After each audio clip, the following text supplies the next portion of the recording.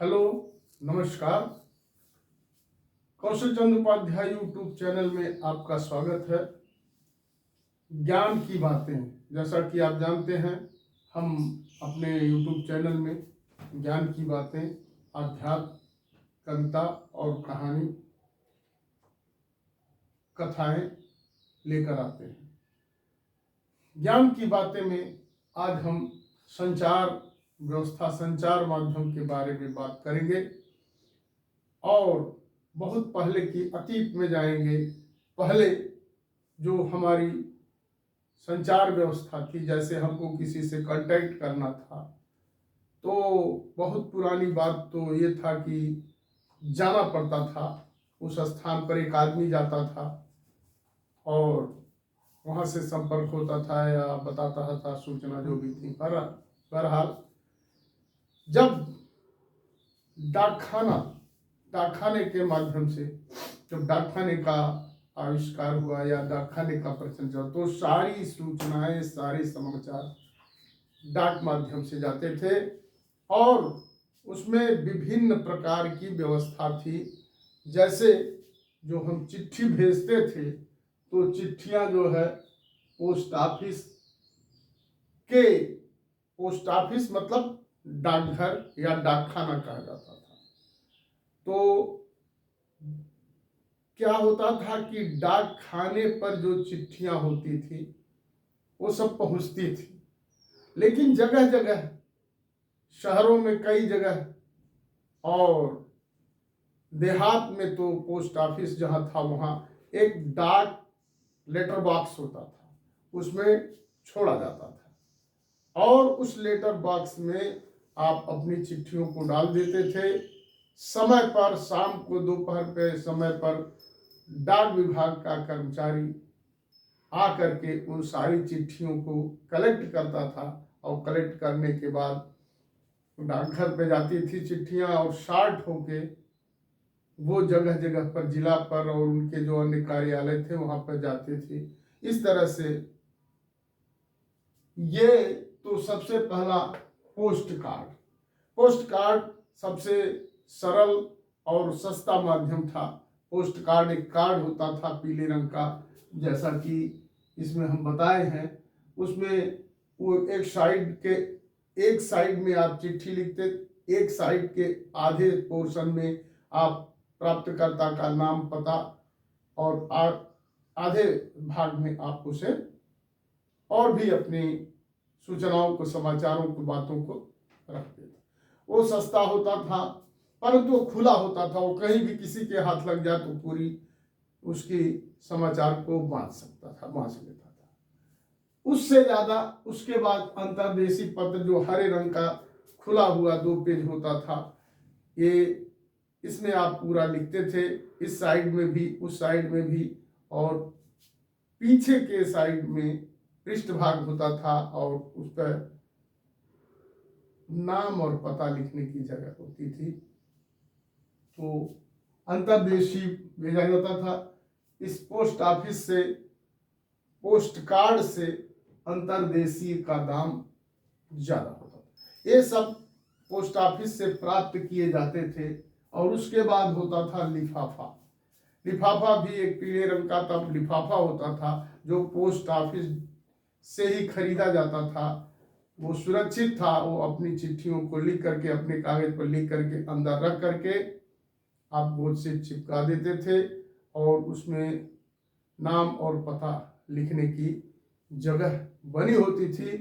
तो वह इन दोनों से महंगा होता था, तो होता था लिफाफा। तो लिफाफा के माध्यम से भेजा जाता था।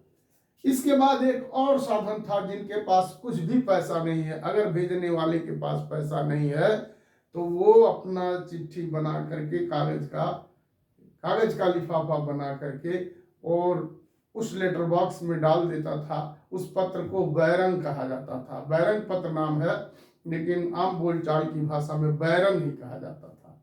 तो वो बैरंग पत्र प्राप्तकर्ता के द्वारा उसका भुगतान किया जाता था। यदि प्राप्तकर्ता अच्छा समझता था या सही होता था तो प्राप्तकर्ता उसे पैसा देके प्राप्त करता था और यदि नहीं प्राप्त करता था तो कहते हैं बैरंग लौट जाता था। इस तरह से ये पोस्ट कार्ड, अंतर्देशीय पत्र, लिफाफा और बैरंग के माध्यम से हम अपने सूचनाओं को, अपने समाचारों को हम भेजा करते थे। और इसके बाद बहुत सुरक्षित या सरकारी कोई कागजात भेजना है या अन्य चीज़ें जो हमें, जिसका हमको रिकॉर्ड रखना है, जिस पर हमको, क्योंकि इन सभी का जो है ये निश्चित नहीं है कब पहुंचेगा। हालांकि अंतर्देशीय पत्र भी इससे जल्दी पहुंच, इन सबों का कोई ठिकाना नहीं था कि कब तक पहुंचेगा, 15 दिन लगेगा, 10 दिन लगेगा, 1 महीना लगेगा, पहुंचेगा या नहीं पहुंचेगा।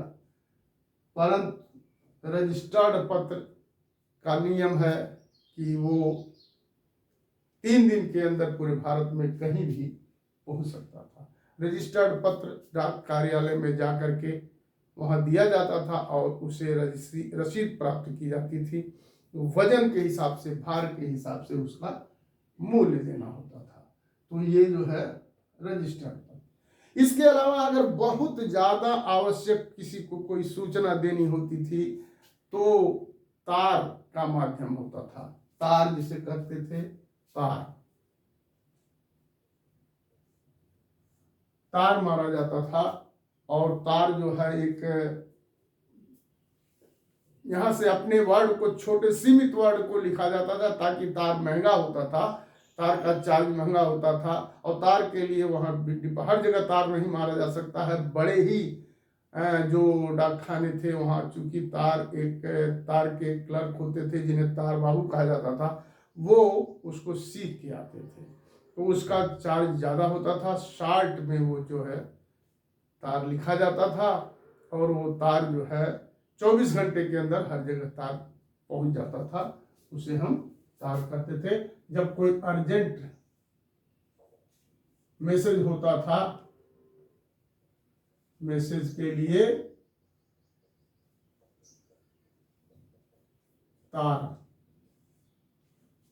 उसे तार मारना बोलते थे। तार का मैसेज, तार द्वारा मैसेज भेजा जाता था इस तरह से।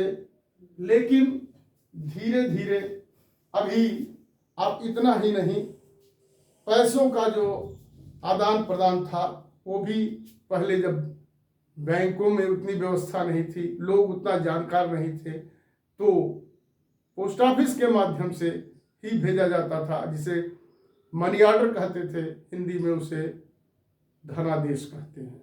तो वह भी उसी के माध्यम से भेजा जाता था। तो धीरे धीरे, लेकिन ये जो सूचना और जो संचार, ये जो मैसेज हैं, इन सब का धीरे धीरे अब विलोपन हो गया और सारी चीजें मोबाइल ने ले लिया है। अब मोबाइल से आपका त्वरित गति से सब काम हो रहा है। एक समय ऐसा था कि लोग, चिट्ठियां जाती थी और चिट्ठी नहीं पहुंचती थी, तो उसके बाद कभी कभी चिट्ठियां ऐसी आ जाती थी कि माना आपने चिट्ठी भेजा और 1 महीना 2 महीना तक नहीं आया तो पता ही नहीं लगा। तो यहाँ से चिट्ठी भेजती थी जो घर में उनकी, जिस कोई बाहर गया हुआ कमाने, तो जो उनकी स्त्री है, और तो कभी कभी ऐसी भी चिट्ठी भेज देती थी कि क्या खता मुझसे हुई कि पत्र आना बंद है, क्या खता मुझसे हुई कि पत्र आना बंद है, रेलवे हड़ताल है या डाक खाना बंद है। इस तरह से ये संचार की व्यवस्था थी। और अब धीरे धीरे ये सारी व्यवस्थाओं का एकत्रीकरण एक जगह मोबाइल ने ले लिया है और अब सारी चीजें, आप यहाँ तक कि निमंत्रण कार्ड भी अब यहीं से व्हाट्सएप कर दिया जाता है। तो इसके बाद की चीजें फिर अगले एपिसोड में।